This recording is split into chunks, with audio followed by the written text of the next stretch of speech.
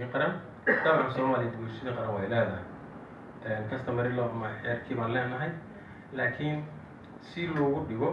xukumo culus waxa loo baahday in dadka Soomaaliyeed la weydiiyo maxaa horta ka qaldan maxaa laga heshiinayaa si loo heshiisi karaa taas marka ayaa waxa loo qeybay wasaaraddu waxay samaysay team ama koox khubaro Soomaaliyeed ah oo ka shaqeysa arrintaas muraadka laga leeyahay waxa weeye in lababa la helo koow horta dadka Soomaaliyeed in la weydiiyo wasaaraddu ay weydiiso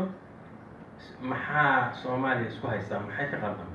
waa la heshiiyaa ma socoto runtii marka hadday tahay bulsho dhaqaale iyo siyaasad iyo dhulba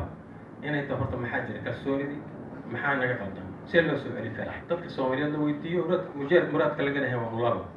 in la ururiyo macluumaadkaas iyo in dadka Soomaaliyeed ay leeyihiin laga qayb geliyo soo saarto xanaan dib u heshiisiin qaran ama public policy oo lagu wajaho dib u heshiisiintaas runtii marka la tashiyadan marka gobolka Banaadir ayaa maanta iyo berri laga qayb gelinayaa dadka waxa ku kalsoonahay jooga oo gobolku soo xulay inay raaceen kriteeriyadii loo sheegay oo ah dad sheegi kara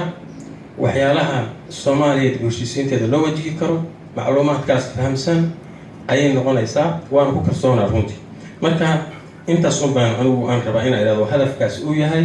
in dadka Soomaaliyeed la weydiiyo sidii loo heshiin lahaa kalsoonida loo soo celin lahaa ka bacdina halkaas looga sii socon lahaa ka bacdina la helo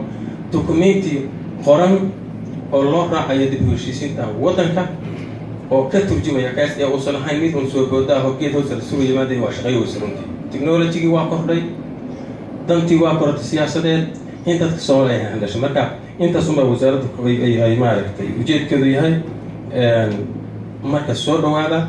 hawsha technicalka markuu noo furmo ayaa la geli doonaa oo tiimka farsamada geli doona anuu intaas baan ku soo dhaweynayaa waxaan leeyahay muraadka laga leeyahay waa in gobolka Banaadir berri markii